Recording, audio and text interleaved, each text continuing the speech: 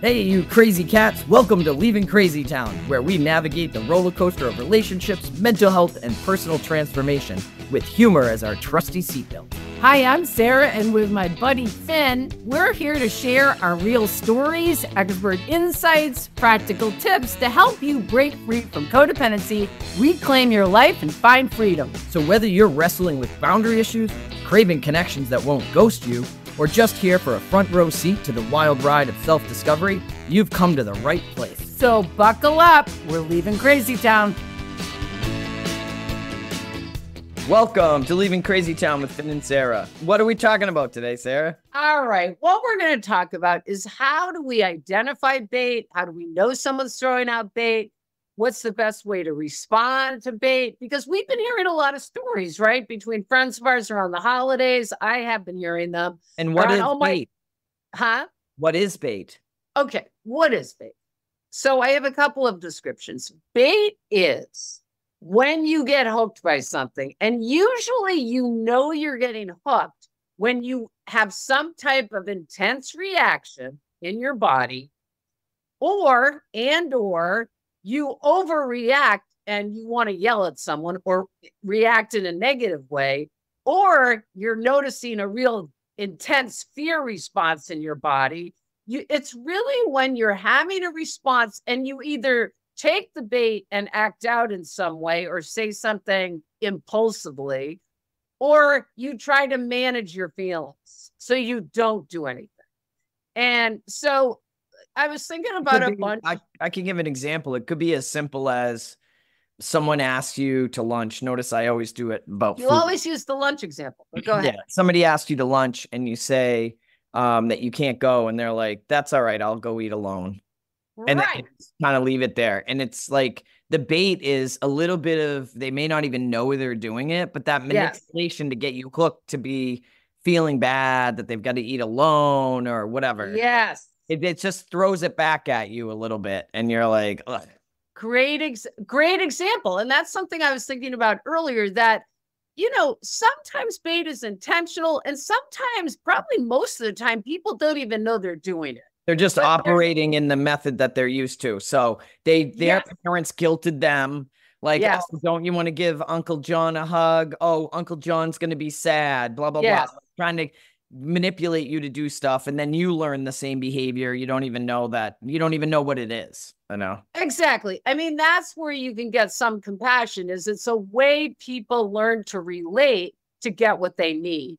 It's really annoying because nobody likes being thrown out. Really annoying. And I've done it. Oh, I mean, my example that I was talking to Finn about earlier was when I was engaged to my first husband. He said to me one day, "I really think I need to go to Sweden." And I said, "Why do you need to go to Sweden?" And he said, "Because there's some unresolved stuff I have with a woman there." And I remember thinking, like, this is the other way you know that you're receiving bait, is your mind says, "Are you fucking kidding me?" Your mind goes, "Did you really say that?" So yeah, it was bait because I had some intense feelings. But when I look back at my first husband, he was adopted. He had all kinds of issues. He needed someone to keep proving to him that he was loved. So again, that's our psychoanalysis of it. Bait does not feel good, and it's not easy to not respond. No. You know, so what would be a recent example for you? And I have a recent example too. And then we can talk about what's a good way to respond, and like what's a healthy way and what's an unhealthy way. Recent example.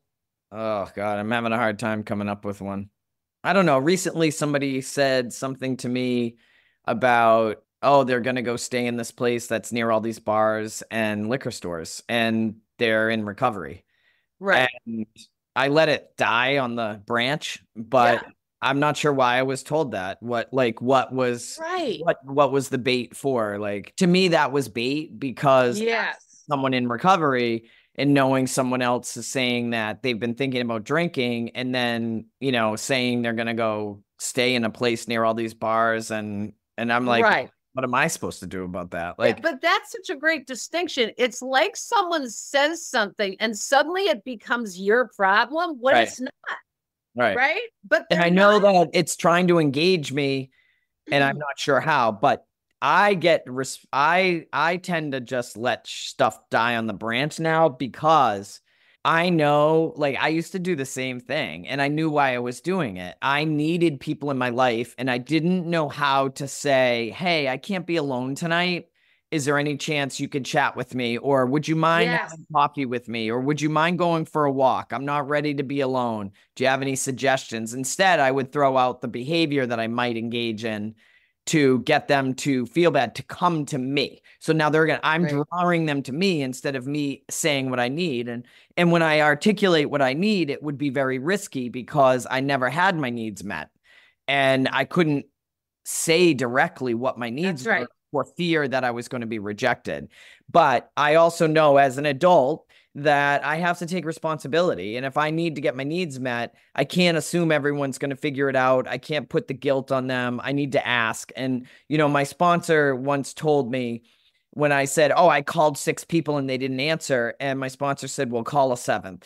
And that's it. Like when it comes to my recovery, my responsibility is taking care of myself. Am I taking a step towards a drink or away? And am I taking responsibility for my recovery, not dumping it on other people? Because that's what I always did. I would throw out some scary, sad news that I would use to manipulate people. And I didn't really know I was doing it until I wrote my 4th step, you know? Right. But all those things are so brilliant, bud. God, I've been saying that to you a lot lately. I know that you love that. But all of those ways are so great that you're describing that. It's a thing that and there's a lot, I think there's different kinds of bait. We're talking about right this second about the kind where someone's trying to get a need met in some strange way, but they don't know how to do it. So someone says, oh, I'm going to get a room around a bunch of bars because they really need support or need help, but don't want to risk saying it for fear of rejection. So that's brilliant. The other thing I was thinking is just bait that sometimes I may interpret as bait, but it's really just someone sharing something with me, which is kind of different. And I'll tell you, like, I think about Bo, and I always give this example. He doesn't mean a lot. Like when we have kids, they say stuff to us that can be activated, but it feels like bait to us because we have intense response. So for example, when Bo came home from high school and said he was going to join the military. Okay, now to him, he's just sharing something with me. But to me, I have this huge intense response and feel like, oh my God, that's bait. But it's not necessarily bait. It's just me having a response to something that he's sharing. So I think there are distinctions between real bait of like someone kind of being manipulative and trying to get a reaction. And then just when we're having feelings about something someone says. We're reacting to it because of our co-crazy. I mean, if you reacted, say, to the military thing, and then the next time, you know, he comes home and he's, you know, joining the paratroopers and then gets to watch you, you know, flip out and or for some reason, like when he says he's joining the military, and if I'm correct, I think you asked him about it. You didn't like judge it. You didn't say no, don't do it. But if he was feeling like, if you have someone in your life that's not feeling connected and he dropped the military thing and your response was, oh, don't go, I don't want you to leave me, blah, blah, blah. Then he'd learn the next time he could drop, he's not sure you love him, he'll drop another bomb to get you to come at him. But because you don't react, it's not necessarily like bait. He's sharing information. Absolutely. And you said something really great, which is a few responses to bait. My dad used to throw out bait all the time.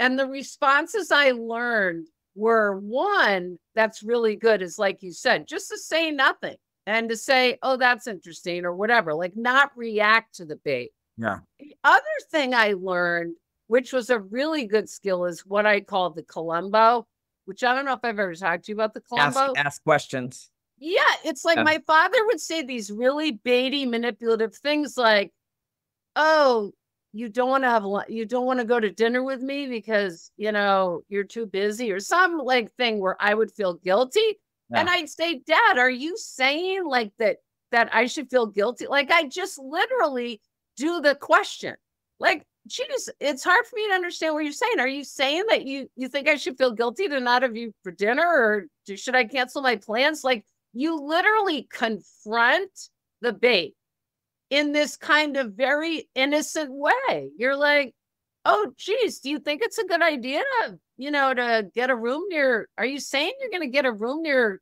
bars? Do you think that's a great idea? Like, I mean, it's just this kind of innocent way of giving it back to them.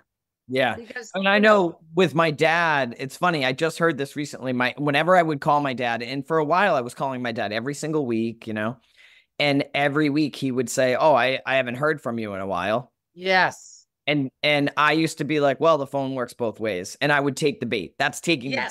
And I heard the other day that they said, like, don't pick up the ball. Just be like, no, you haven't. Right.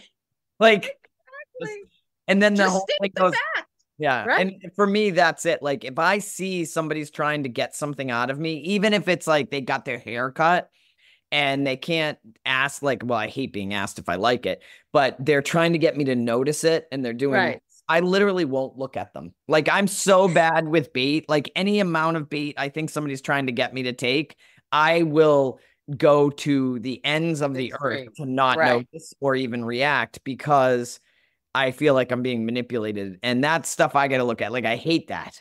Yes. And really, it's when, like, I think about addicts and all the bait that alcoholics and addicts give to people. I mean, that's probably where this whole phrase originated. And really, it's about wanting someone else to be responsible for their problem. Yeah. You know what I mean? Like saying to their mom or well, if you didn't get mad at me, I wouldn't drink or whatever. It's like, my mom would get drunk 2 months after my report card and then start yelling at me about my report card. So. All right. So tools, and what we would say for the next week is just try to really identify when there's bait coming your way. I know people I've talked to in the last week have said, I just tried to zip it. I tried not to react. I tried to not, it's really where we feel like we need to control something or fix something or change something. We probably should have posted this before the holidays, because I know at holiday dinner tables, there's a lot of bait gets tossed around. A lot of bait. But what do we always say? Pause. Like, notice what's going on in your body if you're having a reaction to it. Yes. Pause. Just pause and notice and think to yourself, what's going to be helpful in this situation? If I react right now, or if I just keep it quiet and resolve my own stuff. Because whether if we're reacting, it's always about us. We always say that. And something like, I'm around alcohol or whatever, and our instinct is like, we don't want our friends or our family to drink. So we might want to, we don't really have control over that. Or if you're like, if I don't pick up this bait, it's going to hurt their feelings. Oh, they're so sad. It's okay for other people to have feelings and take responsibility for themselves. You don't rescue at your own, peril. Like, yes. And bait is often thrown. This is brilliant again. When someone doesn't want to have their feelings, they're going to throw the bait out to you. So you'll have the feelings. So let people have their feelings. We're leaving. We're out of here. Fasten your seatbelt, people. Don't bite the bait. Don't bite the bait.